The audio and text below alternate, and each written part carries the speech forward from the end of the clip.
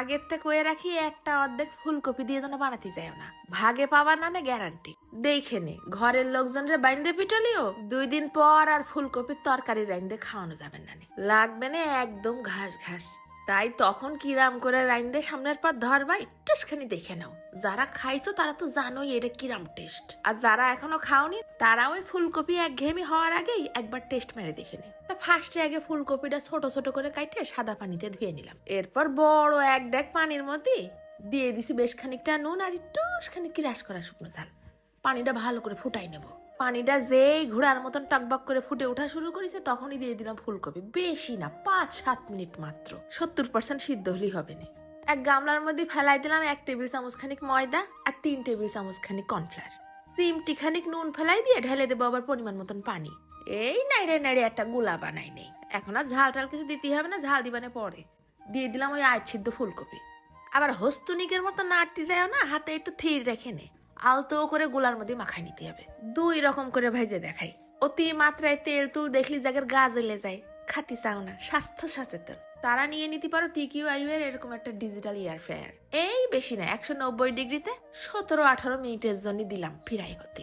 চালানো একদম সোজা। জাগে জাগে লাগবে পেজলিং থাকবে না ক্যাপশন আর কমেন্টে। বাইরে বসে দেখতে পারবা ভিতরে কিরম করে রান্না হচ্ছে। এয়ার ফ্রায়ারটা দেখতে যেরকম স্টাইলিশ, এতে রান্না করা খাবারগুলোও বিরাট স্বাদ। এরপর ঘপ ঘপ করে কড়াইয়ের মধ্যে ঢেলে দিলাম 1 গ্যালন মতন সয়াবিন তেল। সুন্দর করে ফুটন্ত গরম করে নিয়ে ঢেলে দেবো ওই ফুলকপিগুলো। ভালো করে ফ্রাই করে নিই।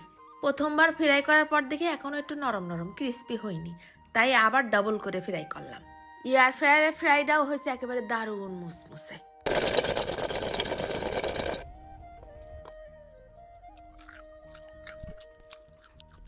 এবার কড়াইয়ের মধ্যে ফেলাই দিলাম একটুখানি সয়াবিন তেল। দিয়ে দিছি সামান্য একটু রসুন কুচি আর পেঁয়াজ কুচি। দিলাম আবার বেশ খানিকটা কাঁচা ঝাল কুচি। হলদির গুঁড়ো দিলাম আবার আর খানিকটা নুন। এই যা ফস করে পুড়ে যাবেন যে, তাই আবার ঢেলে দিলাম 1 গ্লাস মতন পানি। এইবার দিছি 1/2 চা চামচের মতন গোলমরিচের গুঁড়ো। ভালো করে ঘুটে ঘুটে মিশাই নিয়ে দিয়ে দিলাম 1 চা চামচ সয়া সস আর 1 চা চামচের মতন টমেটো সস। সব মশলাটা পানি শুকোয় একটু মাখো মাখো হলে দিয়ে দেবো ওই ভাজা ফুলকপি। আর বেশি না, 2-4 মিনিট নাড়িয়ে চাড়িয়ে মশলার সাথে ফুলকপিটা মিশাই নিয়ে একদম শেষ পর্যায়ে উপর দিয়ে ছিটিয়ে দিলাম আবার খানিকটা ধনেপাতা কুচি। গোলমরিচ দিয়ে এই ফুলকপি ভাজাটা খাতি যে কি স্বাদ! মন চাইলে শুধু শুধুও খাতি পারবা না, আবার মন চাইলে রুটি পরোটা সাদা ভাত পোলাও সবকিছুর সাথেই খাতি পারবা না। ভাজা পেঁয়াজ রসুনের ঘেরান আসতেছে, আর উপর দিয়ে তো ধনেপাতা ছিটিয়ে দিছি। গোলমরিচের ঝাঁজ আর টমাটোমের টকটক স্বাদ। এক গাল ভাতের সাথে এক একখান ফুলকপি চাইলে মারতে হবে গালের মধ্যে। গরম গরম ফুলকপিটা লাগতেছে, উপরটা ক্রিস্পি আর ভিতরটা নরম তুলতুলে। বোঝাই যাচ্ছে না যে ফুলকপি খাচ্ছি। ফুলকপি আবার লাগে নাকি ঘাস ঘাস। এইরকম করে বানাই দিবা, একবার খালি আবার যাবে। চলে যাচ্ছে। ধন্যবাদ।